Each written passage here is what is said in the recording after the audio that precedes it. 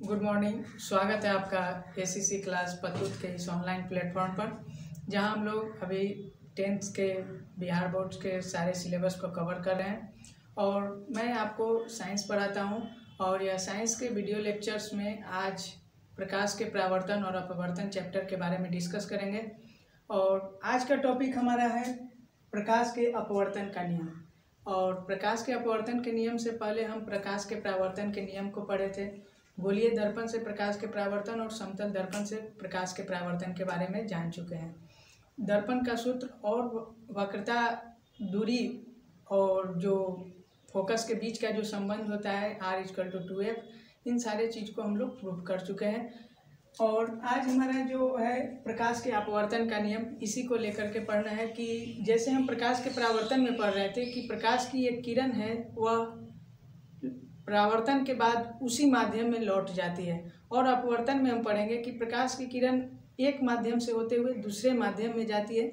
इसी चीज़ को आज हमें जानकारी लेना है कि कैसे किस प्रकार से होता है।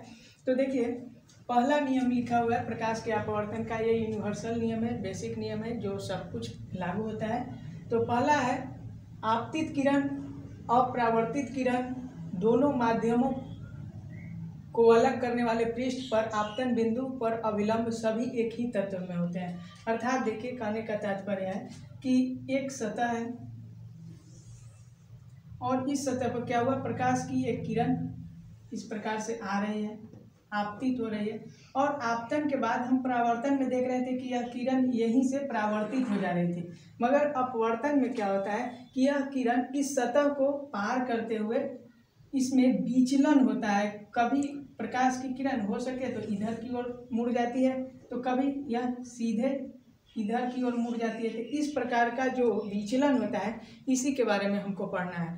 तो पहले नियम के अनुसार आपतित किरण और अपवर्तित किरण, जो आपतन के बाद जो सतह से एक माध्यम है, मान लीजिए कि यह माध्यम वायु है, प्रकाश की किरण वायु से आ रही है और यह माध्यम जल है, जल का माध्यम है। तो एक माध्यम से दूसरे माध्यम में प्रकाश के किरण को जाना ही प्रकाश का अपवर्तन है। तो एक इस वायु माध्यम से प्रकाश की किरण आ रही है, उसके बाद जल के सतह से टकराने के बाद पुनः जल में ही प्रकाश की गमन हो रही है। तो इसी में हम पढ़ेंगे कि प्रकाश क्या होगा, जो अभिलंब है उससे विचलित होगा या अभिलंब के नज़दीक आएगा। इसी को प्रकाश के अपवर्तन के नियम में पढ़ना है। तो पहले नियम में यह लिखा गया है कि आपतित किरण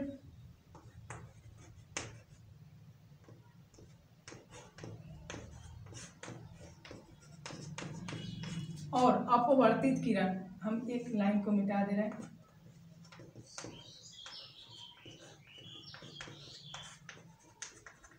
अपवर्तित किरण यहाँ से शुरुआत हो रही है।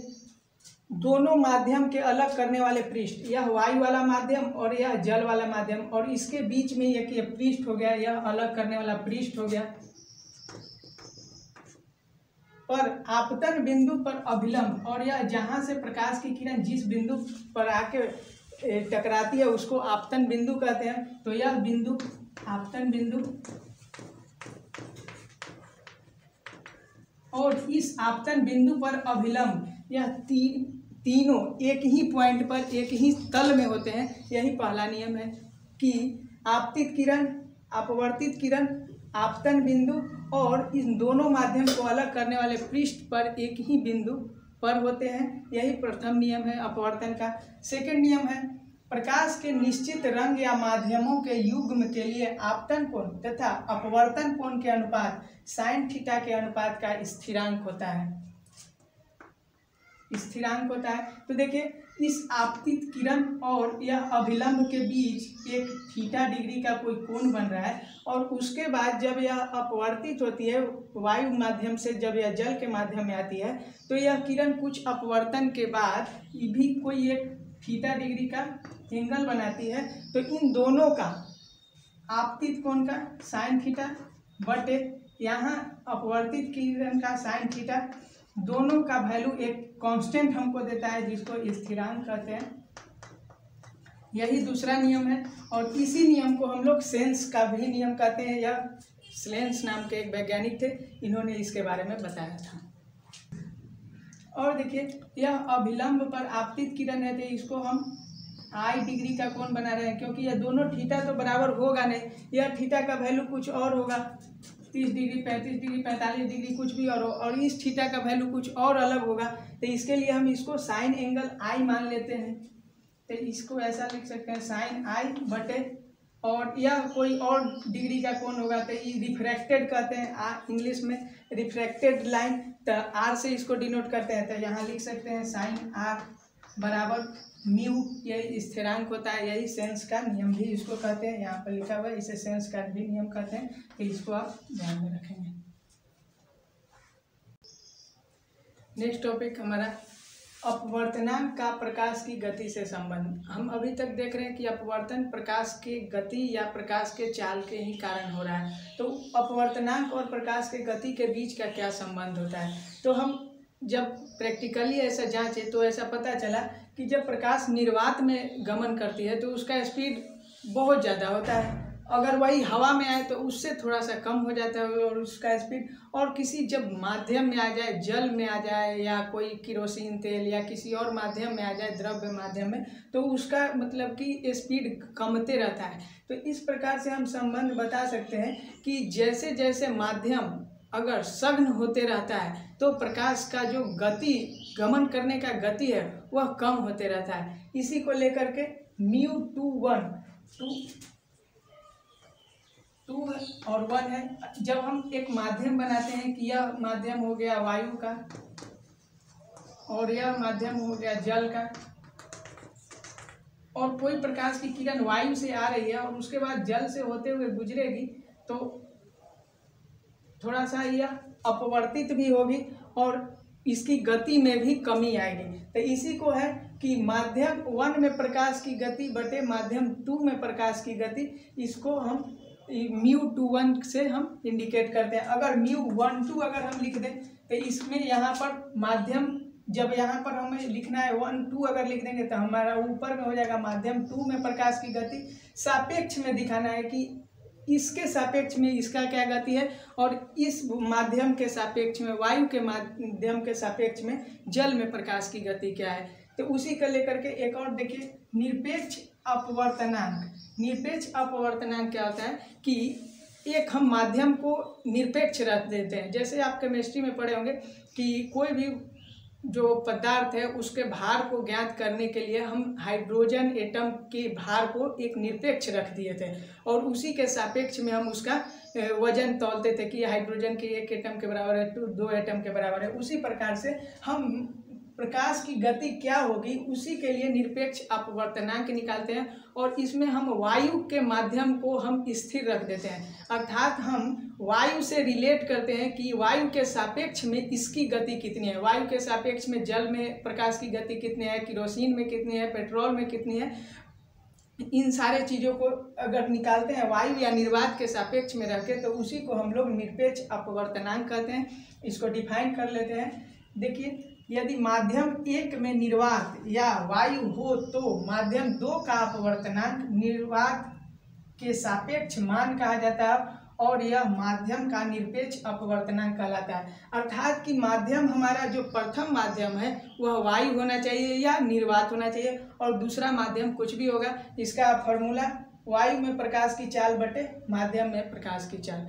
और एक चीज़ और ध्यान रखना है कि अभी हम देख रहे हैं कि जैसे जैसे हम सघन माध्यम की ओर जा रहे हैं प्रकाश की गति कम हो रही है। तो आप ऐसा एक, जब यह प्रकाश की आपतित किरण है और इस आपतन बिंदु पर एक हम अभिलंब बनाते हैं, यह अभिलंब है और इसको हम नीचे की ओर भी अगर हम बढ़ा दें तो ऐसा पाया गया, ऐसा जांच में पाया गया कि जो प्रकाश है वह विरल माध्यम से, यह माध्यम विरल है मतलब कि पतला माध्यम है, विरल माध्यम से अगर सघन माध्यम में आए तो प्रकाश की जो किरण होती है वह अभिलंब की ओर विचलित होती है, अभिलंब से सटती हुई प्रतीत होती है। इसको जाना चाहिए था इस डायरेक्शन में, इसको सीधे इस तरीके से जाना चाहिए था, मगर जो किरण है वह सघन माध्यम में आते ही अभिलंब की ओर सटने लगती है। और इसी के अपोजिट अगर प्रकाश की किरण जल से हम वायु में ले जाएंगे तो वह क्या होगी, अभिलंब से दूर जाएगी। अर्थात कहने का तात्पर्य है कि अगर प्रकाश की किरण सघन माध्यम से विरल माध्यम में जाएगी तो अभिलंब से दूर जाएगी, और जब विरल माध्यम से सघन माध्यम की ओर आएगी तो अभिलंब की ओर झुकती हुई जाएगी।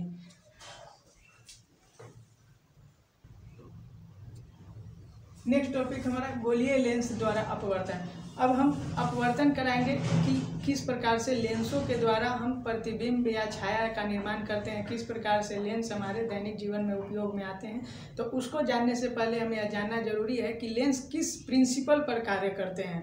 तो देखिए, पहला है कि लेंस क्या होता है। पहले लेंस को परिभाषित कर लेते हैं। तो लेंस दो पृष्ठों से घिरा हुआ कोई पारदर्शी माध्यम जिसका एक या दोनों पृष्ठ गोलीय हो लेंस कहलाते हैं। अर्थात कि लेंस बनाने के लिए हमको दोनों जो माध्यम है वह पारदर्शी होना चाहिए, शीशे के समान, जिससे प्रकाश आर से पार चला जाए, इधर से उधर हो जाए, वैसा माध्यम चाहिए। मतलब कि हमें दो पारदर्शी माध्यम चाहिए, और ऐसा कोई आवश्यक नहीं है कि हमारा दोनों माध्यम गोलीय होना ही चाहिए।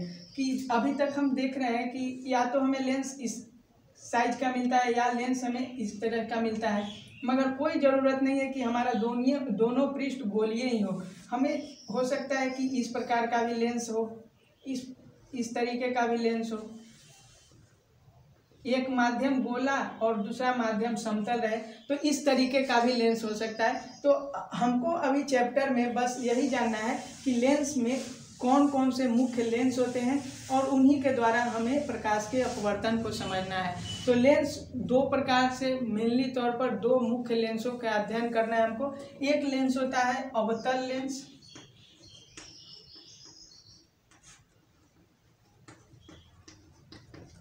और दूसरा होता है उत्तल लेंस। इन्हीं दो मुख्य लेंसों के बारे में हमको इस चैप्टर में पढ़ना है। तो अवतल लेंस क्या होता है कि वैसा लेंस जो अवतल दर्पण से मिलकर के बने हो, जिनका दोनों पृष्ठ अवतल हो, वह अवतल लेंस हो जाएंगे। और उत्तल लेंस वैसा लेंस जो जिसका दोनों पृष्ठ उत्तल दर्पण से मिलकर बना हो, वह उत्तल लेंस कहलाएंगे। और एक चीज़ और कि अवतल लेंस से अगर आप प्रकाश की किरण को गुजारेंगे तो क्या होगा कि यह प्रकाश को प्रसारित करती है। तो हम अवतल दर्पण में देखते थे कि वह प्रकाश को अभिसारित कर रही थी, मगर अवतल लेंस में देखेंगे कि यह प्रकाश को प्रसारित करती है। तो इसलिए इसको हम प्रसारी लेंस भी कहते हैं।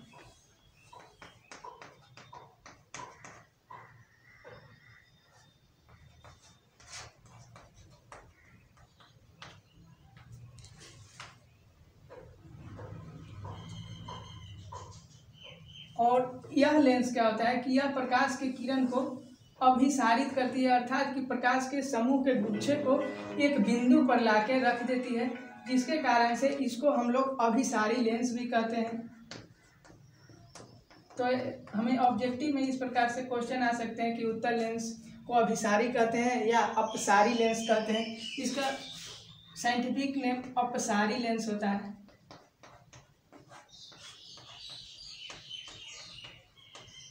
और यह अभिसारी लेंस हो गया उत्तल, क्योंकि यह प्रकाश की किरण को एक बिंदु पर ला रही है, अभिसारित कर दे रही है, इसलिए इसको अभिसारी लेंस भी कहते हैं। और यह प्रकाश की किरण को अपसारित करती है, इसलिए इसको अपसारी लेंस कहते हैं। और इस जैसे दर्पण में हम पढ़े थे कि दर्पण में फोकस होता है, वक्रता केंद्र होता है, वक्रता त्रिज्या होती है, उस प्रकार से अवतल दर्पण और अवतल लेंस और उत्तल लेंस में भी इसकी फोकस और वक्रता केंद्र होते हैं। इसमें आप पढ़ेंगे कि यह इसका केंद्र हो गया, और इसमें दो वक्रता केंद्र होते हैं। इसमें भी दो फोकस और दो वक्रता केंद्र होंगे। इसके बारे में हम नेक्स्ट वीडियो में पढ़ेंगे और सारे टर्म को डिफाइन भी करेंगे। Thank you.